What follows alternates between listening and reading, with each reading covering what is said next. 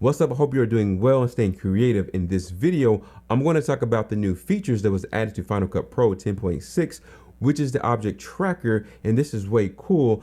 I'm going to show you exactly how you can use this and some practical applications. Let's get it. So finally, we have an object tracker in Final Cut Pro.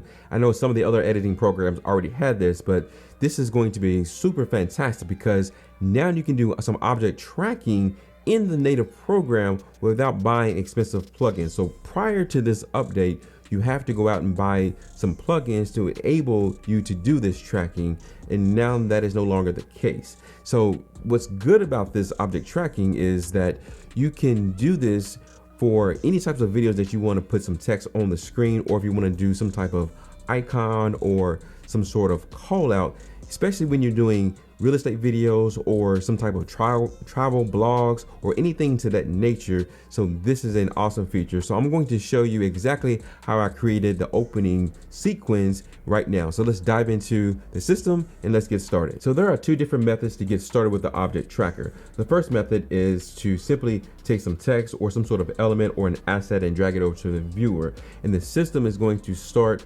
looking for objects that has contrast, and it's going to try to track that particular object and find it. And so we'll go into our text. I'm going to use some simple call out text and drag that over to the timeline. And as you see, the system is actually looking for objects. It found an object. Now, the nice thing about this is that you can move the tracker, the grid, and there are a couple of different options. You can make it a circle or you can make it a square. I'm gonna leave this as a square. Now you can resize this so that it allows you to perfectly place the grid right over top of the object that you want to track. Now I've got my text on the screen and I've got the tracker, and it's all connected, and this is the easiest way. So the next thing I'm going to do for this particular example, I'm going to give it some text here. And so I'm going to type out something simple, and with this particular call out, there's two different lines. So the second line, I'm just going to give some different text so that you can kind of see how this all works together.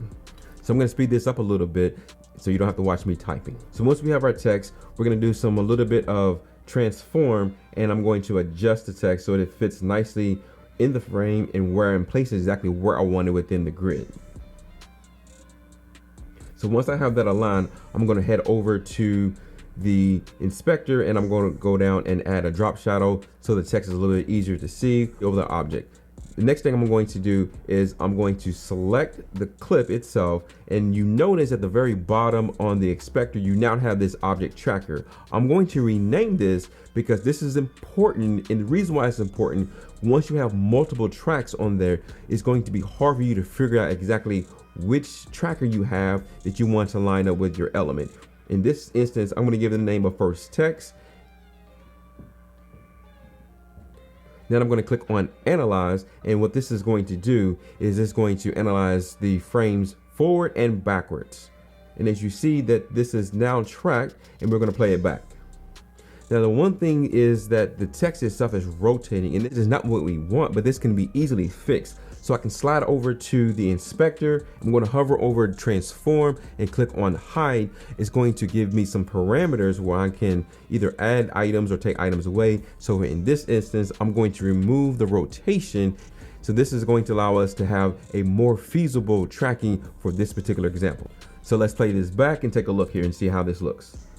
So yes, as you can see that the tracker is working perfectly along with the text, and that looks so amazing. Now I'm going to jump into how you can do this the alternate way. We're going to use the same footage on the timeline, but we're going to add a different piece of text to a different part of the image. So this time we're going to head down to tracker, and we're going to click on the add button, and it's going to give us another tracker. And so you can see the grid that's on the screen. I'm going to put it over this red building that's in the middle of the footage. I'm going to resize it, and it's going to align. I'm going to zoom in a bit so we can see this a bit better. Make some additional adjustments to the grid so I can get this lined up, and I'm going to speed this up just a bit. Now once I have that aligned, I'm going to zoom back out. I'm going to click on analyze, and as you can see, the system is automatically tracking the building accordingly. So the next thing that I'm going to do is I'm going to give it a name, and I'm just going to keep this simple. I'm going to call it second text track. So now we are ready to add some additional text to the footage, and we're going to place that near that red building to where we tracked. And this is also super simple to do. So let's continue here. So I'm going to head back over to the simple callout text. I'm going to drag it to the timeline this time instead of to the actual footage. I'm going to move forward a bit so that I can see the actual lettering on this particular text. Again, I'm gonna make this really simple as far as the text that I'm going to use. It's gonna say this is another cool building. So I'm gonna do a little bit more things to the actual text to get this aligned just right. So I'm gonna click on the transform. I'm going to resize this to my likings, and I'm going to position it right in the center of this particular building. And then I'm gonna head back over to the inspector. I'm gonna click on drop shadow to allow the text to be visually seen a little bit better on top of the footage. Once we have our text aligned and styled exactly how we want it, we're gonna head back over to transform, and that's going to bring up the tracker icon for this particular text. This is going to allow us to select the other object tracker that we had put on this particular clip. So let's do that, and we'll play this back a bit. So this does look pretty good, but the text is rotating again. So we have to go back into the actual text and go into the inspector and click on transform. And we're going to remove rotation. So I think this looks pretty good. And here we go with the final results. Let's take a look.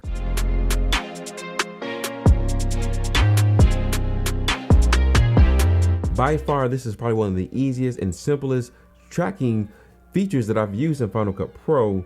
And you can use this for a bunch of different things, such as your real estate videos. If you want to do some particular callouts of particular detailed shots, now you can do that in Final Cut Pro. And like I stated earlier in the video, that this allows you to do it in the native program without having to buy those expensive plugins.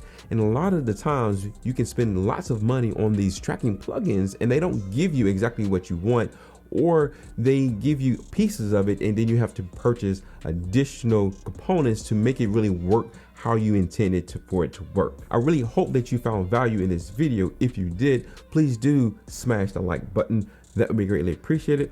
Also join me on Instagram, where I'm going to be sharing some of my behind the scenes and some other cool photo tricks. And if you haven't subscribed just yet, please do consider doing so.